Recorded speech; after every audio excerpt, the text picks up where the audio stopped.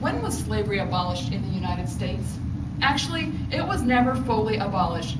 There are more slaves in the world today than any other time in history. According to Kevin Bales, who wrote for the Department of Justice, there are 27 million slaves in the world today, and of those, 50,000 victims are trafficked into the United States every year, says Shelley George, who is a professor of law. But what's going on a domestic level?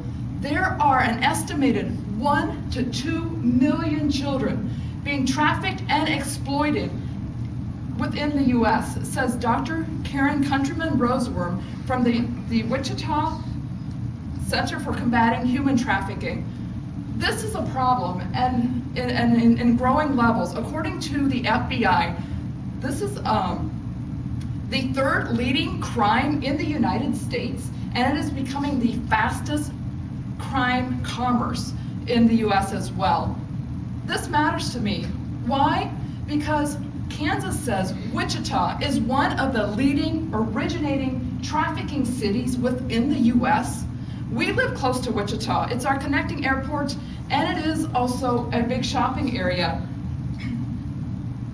I have done research with the FBI as well as Dr. Countryman Roseworm, who is highly involved in Wichita and has also been very influential in changing laws for increased safety and justice on human trafficking.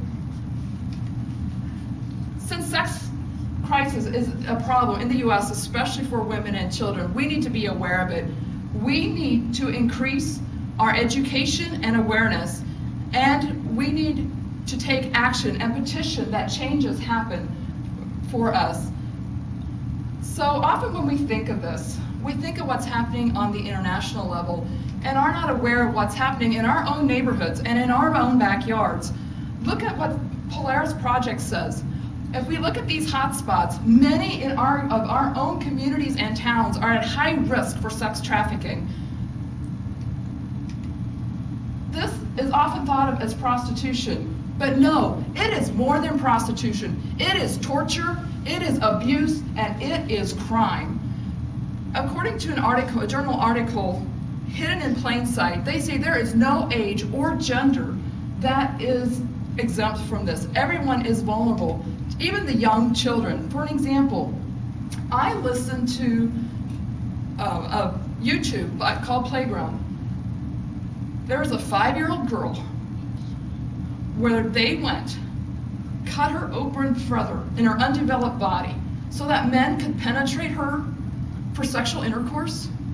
And then what about what happens at the Super Bowl? WSU says that there are 12 to 14-year-olds who are being forced to have sex 20 to 48 times a day when their bodies are raw and bruised and they're tortured and their hearts have been broken and shattered, and most likely a high majority of those will be murdered.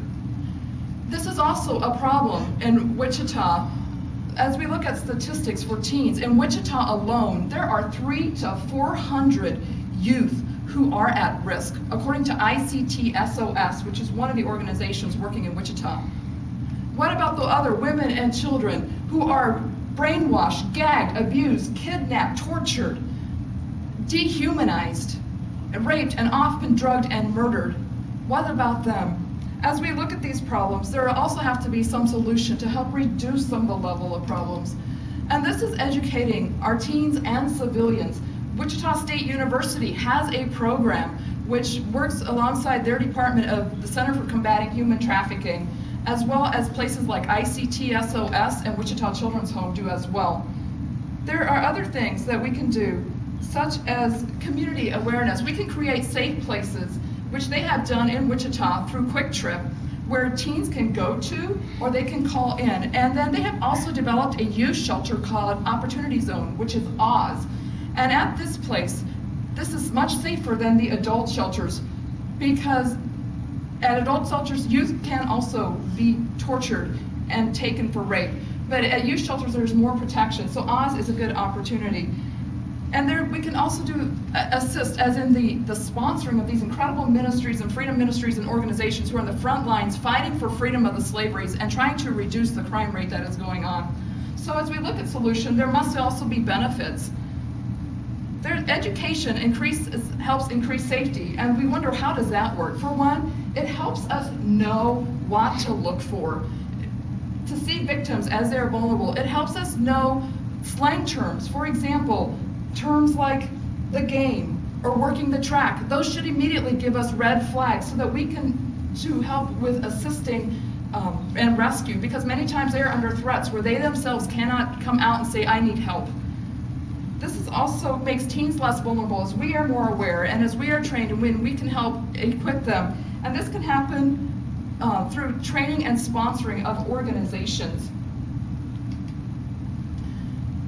We have been informed. We as Hesston College students need to take immediate action. This is happening in our own home communities, in our neighborhoods, and in our backyards. We need to petition that a forum be brought in, a forum speaker be brought in, so that we know and understand some of the risks and dangers that we are in and ways that we can learn how to protect ourselves and those that we love for. We need to petition that FYE brings this in as a course of study. I was talking to a number of instructors and I was surprised one or two of them had no idea what's going on in Wichita. This is a concern and we need to be informed, because predators prey on the naive. So this needs to take action. In conclusion, U.S. citizens are in danger as never before. We need to become educated, and we need to take action and petition. Slavery is on our soil. We must act now. And as said in End It movement, indifference is not an option. Thank you.